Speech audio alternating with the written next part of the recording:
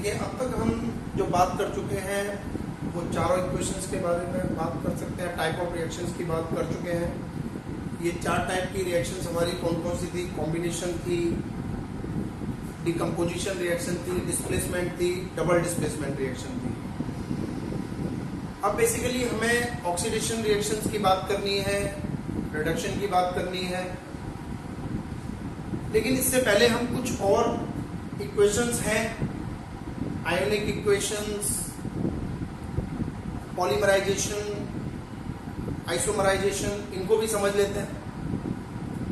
बाकी की कुछ रिएक्शन जब हम कार्बन कंपाउंड पढ़ेंगे तो वहां भी देखेंगे, सब्स्टिट्यूशन हो जाएगी आपकी, एडिशन रिएक्शंस के बारे में बात करेंगे। तो there are the several types of reaction जिनको हमें डिस्कस करना होता है।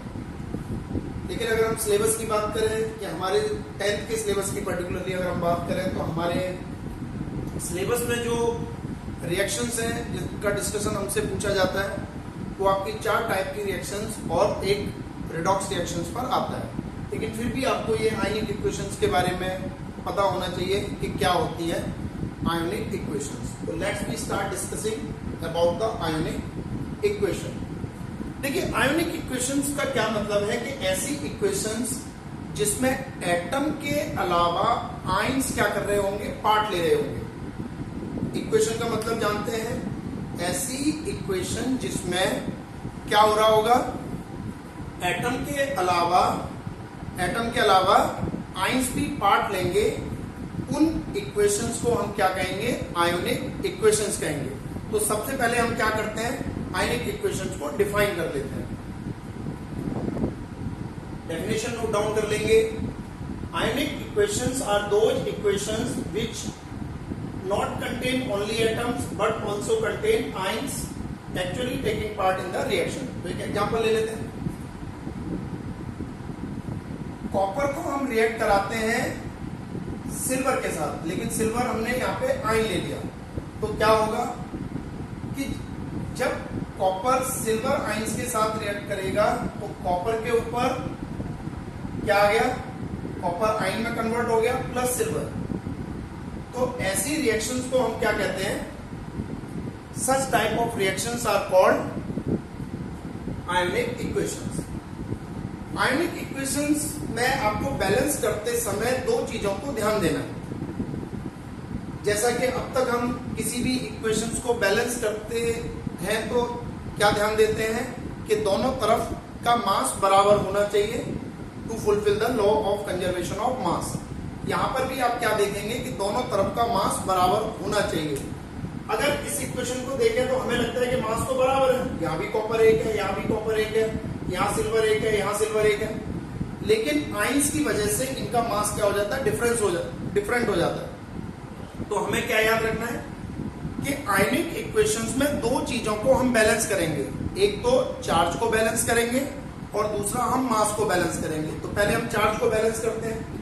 तो यहां पर हम देखें तो चार्ज कितना है, 2 पॉजिटिव, यहाँ पे कितना है, 1 पॉजिटिव। अगेन आपको यहाँ 2 मल्टीप्लाई नहीं करना, मल्टीप्लाई आपने 2 यही करना है, तो हमने यहाँ 2 मल्टीप्लाई कर दिया। तो देखिए चार्ज यहाँ पर भी कितना हो गया, रिएक्टेंट साइड में चार्ज 2 पॉजिटिव हो गया, प्रोटेक्ट साइड में भी आपका चार्ज क्या हो गया, 2 पॉजिटिव हो गया।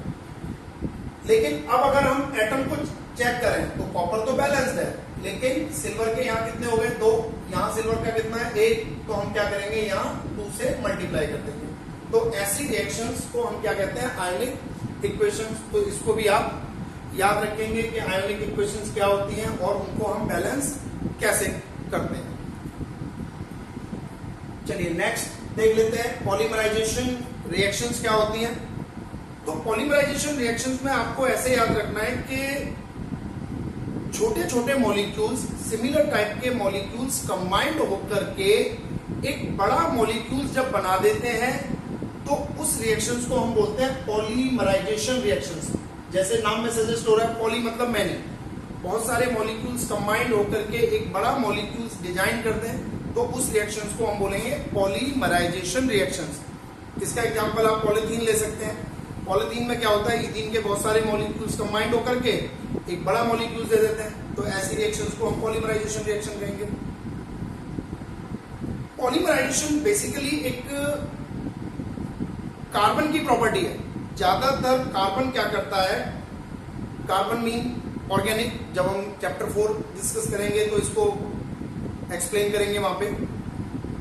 कार्बन क्या करता है कि एक ऐसी यूनिक प्रॉपर्टी दिखाता है जिसमें वो आपस में ही जुड़ता जाता है। अभी हम उसको भी डिस्कस करने वाले हैं अगली रिएक्शन में।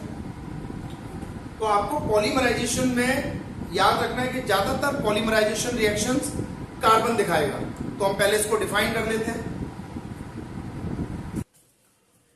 तो पॉलीमराइजेशन की डेफिनेशन नोट डाउन कर लेंगे। The combination of two or more similar or different small molecules to form a bigger molecules is known as polymerisation. Basically organic compounds के अंदर होती है। एक एग्जांपल देख लेते हैं। एग्जांपल में हमने क्या लिया, इथीन ले लिया, C2H2 इथाइन। इथाइन के जब हम 3 मॉलिक्यूल्स लेते हैं और इस इथाइन के मॉलिक्यूल्स को अगर हम क्या करते हैं, हीट कर दें, तो हमें क्या मिल जाता है, बेंजीन मिल जाता है।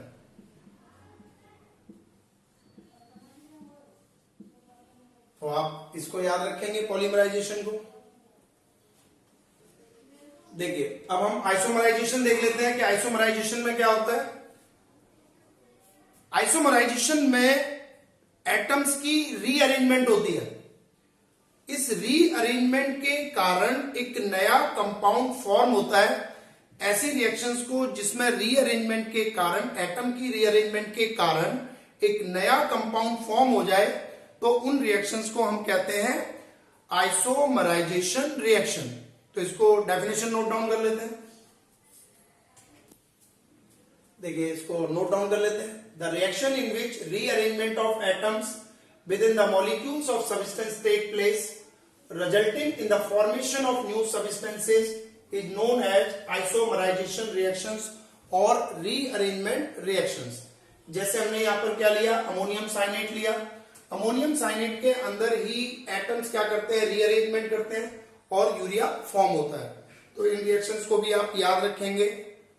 आज हमने 3 टाइप की रिएक्शन डिस्कस करी, जिसमें आपकी हमने ionic equation, polymerisation reactions and isomerisation reaction.